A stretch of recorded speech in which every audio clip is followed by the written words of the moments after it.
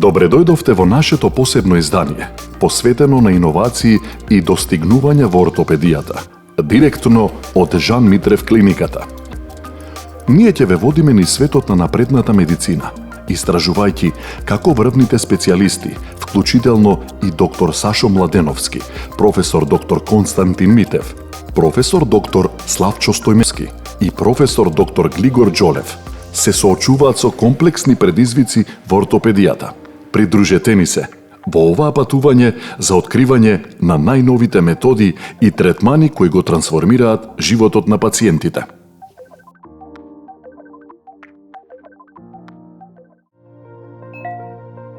Дали може да се замисли современата ортопедија без ендропротетика на зглобовите? Современата ортопедија денес не може да се замисли без една од своите најеминентни области, а тоа е ендопротетика на зглобови.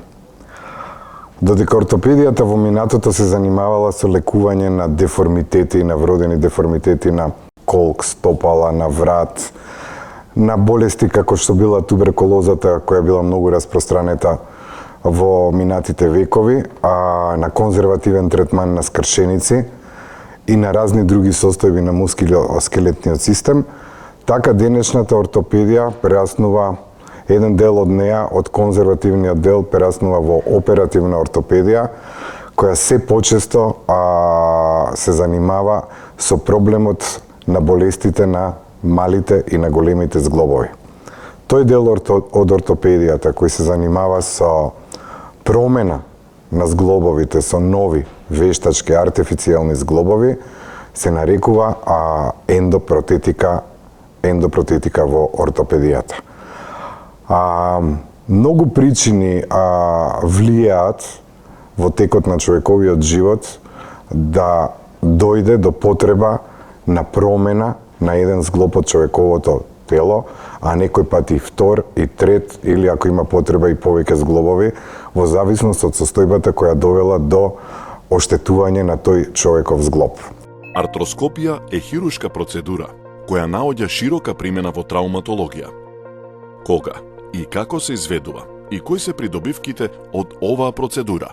Зглобови. Што подразбира артроскопија? Артроскопија значи користење на мали портали од сантим до 2, низ кои преку еден портал се внесува камера и преку другиот се внесуваат работни инструменти. Во примарен дел се врши скрининг и диагностика на сите оштетени зглобни структури и во истиот такт продолжува третманот и терапијата на тие структури. Ова се базира на принципот на исполнување на течност, најчесто физиолошки растор, во зглобниот простор, негова дистензија на капсулата, со што се добива екзактна визуализација на сите оштетени структури во зглобот. Кои се предности на оваа хирургија? Оваа хирургија има предности во однос на класичната, затоа што користи мали инцизии на кожа, потоа има минимално оштетување на околни ткива, трето има помал постоперативна болка и на крај имаме брз или fast track рехабилитација со што се постигнува побрзо опоравување на пациентот и враќање во секојдневните активности. Една од значајните предности во однос на класичната хирургија се во однос на компликациите кои што се намалени сигнификантно или значително и сето тоа доведува на крај до подобри резултати за пациентите кои што поминуваат во оваа процедура.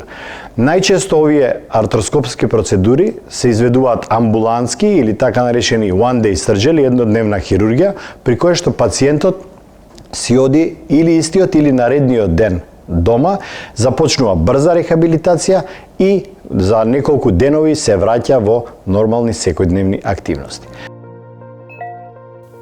Која е постапката и каков третман се користи кај пациент со повреда на рабетниот столб? При сомнение за повреда на рабетниот столб, најважно е пациентот да биде адекватно имобилизиран и прописно донесен со болничко возило во установата.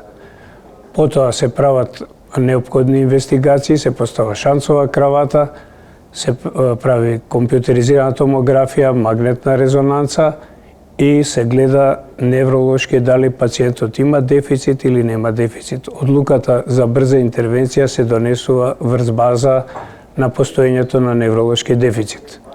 Доколку нема невролошки дефицит, се проценува за каков тип на скршеница се работи и потоа се одлучува кој тип на имобилизација или конзервативен третман е адекватен за тој пациент. Која е постапката и каков третман се користи кај пациент со повреда на карличната коска? При сомнение за повреда на карличната коска, исто така е многу важно, значи на местото на настанување на повредата да се спроведе адекватна имобилизација, односно пациентот да не се вертикализира, да се транспортира со соодветно возило во адекватна установа и да се направат неопходните клинички испитувања во смисла на магнетна резонанца и компјутеризирана томографија, да се донесе одлука дали да се третира оперативно или конзервативно врз база на постојните класификации. Кои се најчестите повреди на локомоторниот систем и зошто? Откако ќе се постави приближно прецизна и точна диагноза, истовремено не треба да се чека и временски да се губи на време, значи треба да се спроведе брза и ефикасна соодветна или конзервативно лекување, мислам метода со конзервативно лекување, со така наречено репозиција, местење нели на одредени скршеници, како и во колку се констатира дека повредата не може само на тој начин да се третира, во секој случај треба да се направи план и соодветно да биде лекуван за да не настапат понатака некои поголеми компликации. Што треба да се направи откако ќе се случи повредата?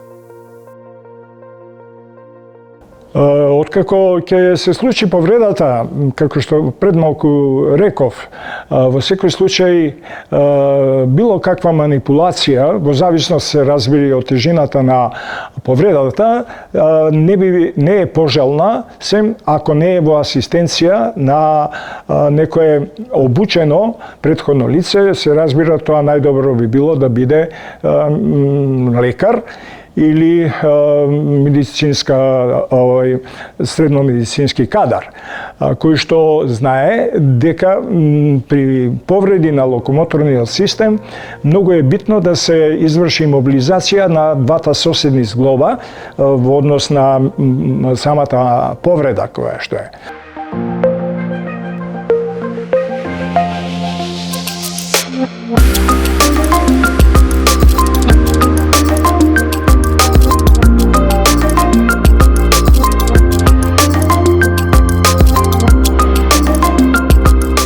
Благодариме што бевте со нас во ова истражување на чудата на ортопедијата во Жан Митрев клиниката.